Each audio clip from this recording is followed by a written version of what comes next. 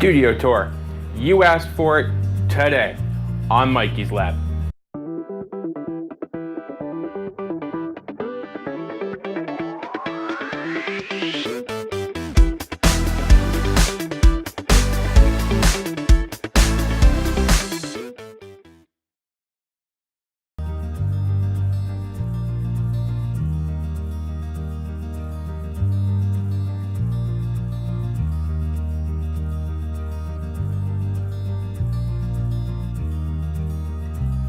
Alright, so you guys have been asking for a studio tour for some time now. I finally got the lab clean. It got a little out of hand.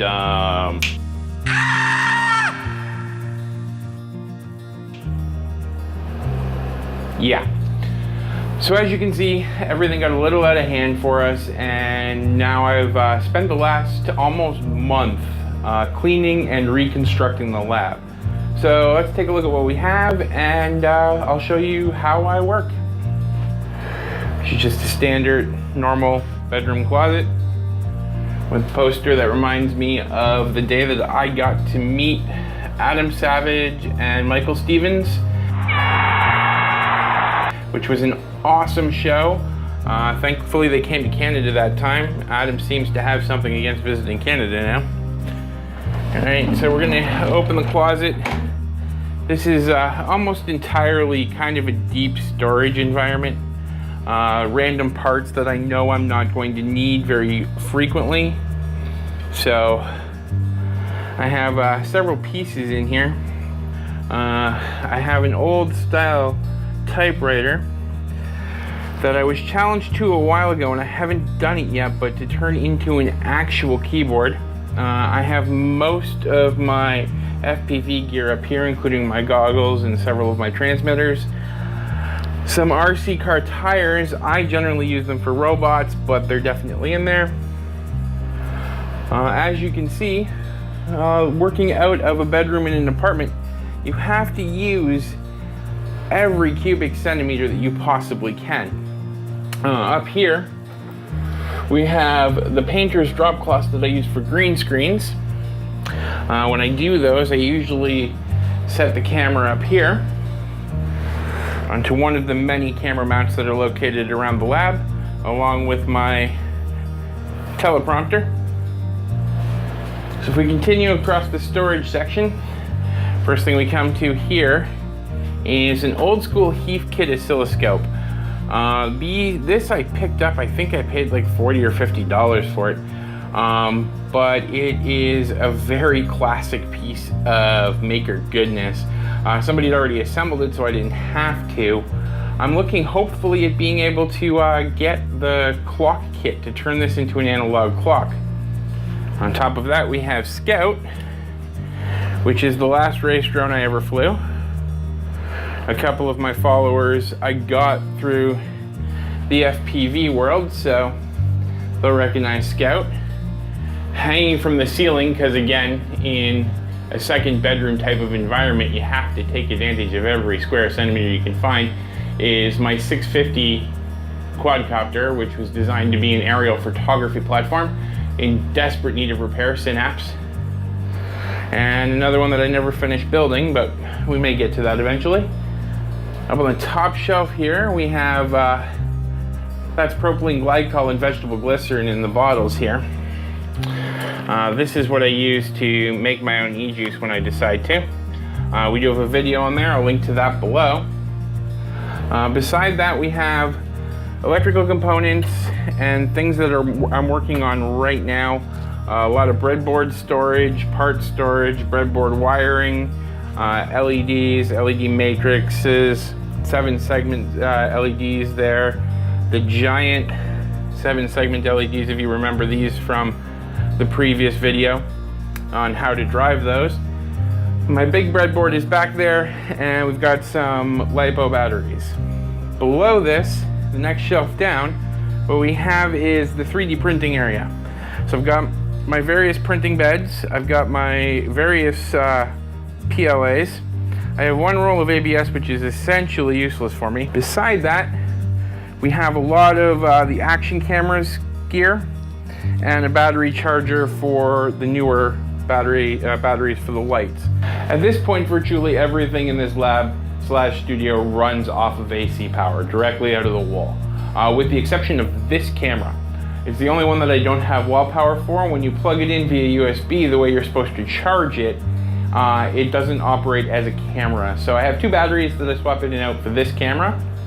If we continue with the shelves though, we see the middle shelf here is my active project shelf. I'm revisiting these reusing laptop LCD projects. Now that I have a 3D printer and I'm relatively good at 3D modeling, I want to do better than cardboard and hot glue, since some of you made fun of me for it. This is a read head from an old VCR. I have been wanting to turn that into a jog dial for video editing for quite some time now. So future project definitely coming up. Some of you may recognize this pile,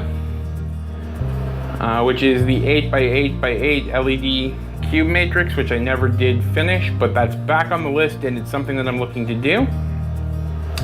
The other thing, I managed to pick these up, ironically, since they're in English, in Germany, at the Deutsches Museum. So there may be videos of me building the metal earth sculpture of the lunar lander, the Apollo rover, and one of the Mars rovers. I'm actually kind of looking forward to that. Below this, we have random part storage, which I really still do need to go through and sort out. There is everything from regular sized Arduino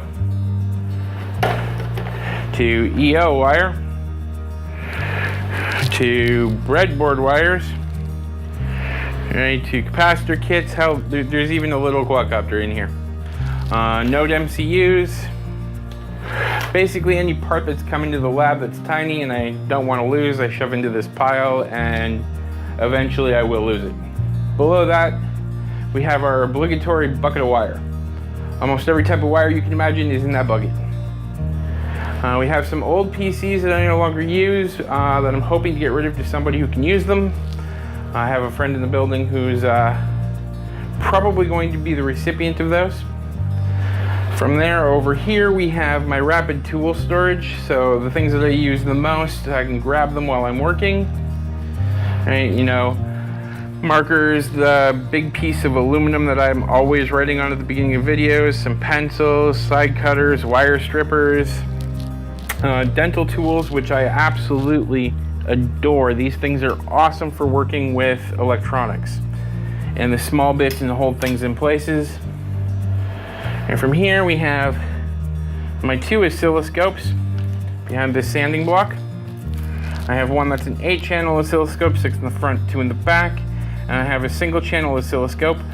I've often wondered if it was necessary to spend, you know, $4,000 or $5,000 on a decent oscilloscope. I generally don't think so. The bottom one I think is about $100 right now on Amazon, and the top one's about $20 or $30 off of Banggood. The other tool that I use a lot, but nobody else seems to really know how to use, and maybe I should make a video on it, is this logic analyzer. And the logic analyzer is an absolutely beautiful piece of kit. If you're working with microcontrollers and you're sending signals back and forth to them, I would definitely recommend that you get yourself a logic analyzer. It allows you to see what's actually being communicated. All right, so from here, we have one of the things that I love the most in my lab. This was given to me by my father-in-law. It is an old school blue metal heavy toolbox. And right now it desperately needs to be cleaned out and reorganized, but it is functionally one of the best parts of my lab. We also have down below on that shelf the heat shrink tubing, some hot glue backing in here. This is the material that I'm using on the play buttons that's reflective for the actual play symbol. And from here we get to the actual lab bench area. I'm gonna go ahead and turn this light off because it's gonna wash out my white balance.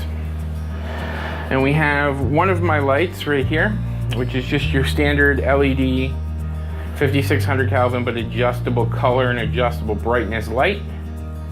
And we have my studio microphone, which many of you have seen in most of my videos. And then of course, we have Einstein, reminding us to always think about what we're doing.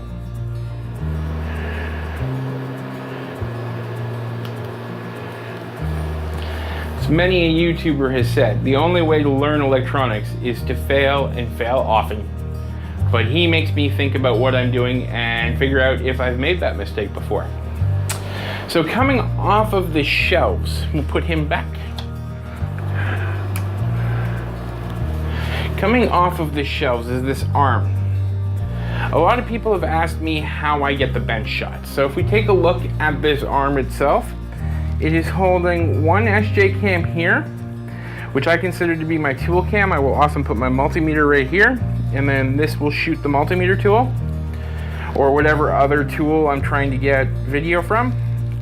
We have the bench light itself, which is another one of the Voltrox panels. And we have another SJ4000 right here, which is the actual bench cam that captures most of the video itself for the bench. And then down here, I'll put it in place right now, we have another SJ4000 on the bench, which is my second angle for my bench camera. So, I don't know if you guys remember, but a while back I decided that making you look at a single angle for 30 plus minutes in a video was monotonous. I didn't even want to do it. I'm pretty sure you guys didn't want to do it. So I came up with this idea, which made editing significantly more difficult, but it definitely spices up the videos a little bit. So if we continue back on, as you can see, I'm in the middle of building one of my play buttons. And actually what I'm trying to do, if those of you that are interested, is add a couple of tactile switches into one of the play buttons so we can set up a menu system to make it more convenient for people who may be purchasing these to choose what wireless network and insert a password and their channel ID into the actual button rather than having to change source code and flashing it itself. I'll move these out of the way.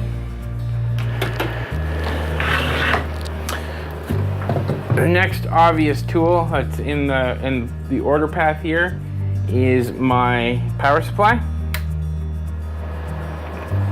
which will go from 0 to 24 volts and up to, I believe, 12 amps. I've never really had to push it that hard, but it is a beautiful power supply system. If you want to do anything with electronics, you need a power supply. If money is tight, I've done a review on this before, but over here I have my old PC power supply and the breakout board for that. Breakout board is fairly cheap. I believe it's under 10 bucks. And if you have an old power supply sitting around, it'll give you a non-variable power supply, which can be a good start anyway. The next tool that is probably one of the most often that I use is my Heyco soldering station. There are some awesome Weller stations out there. The Heyco is about $100 US. I am still on the original tip. I've gone through more brass sponges than I care to admit, but I'm still on the original tip. It is a beautiful soldering station. It is well worth the investment. From here, if we continue over, I'm just going to put the play button back in place.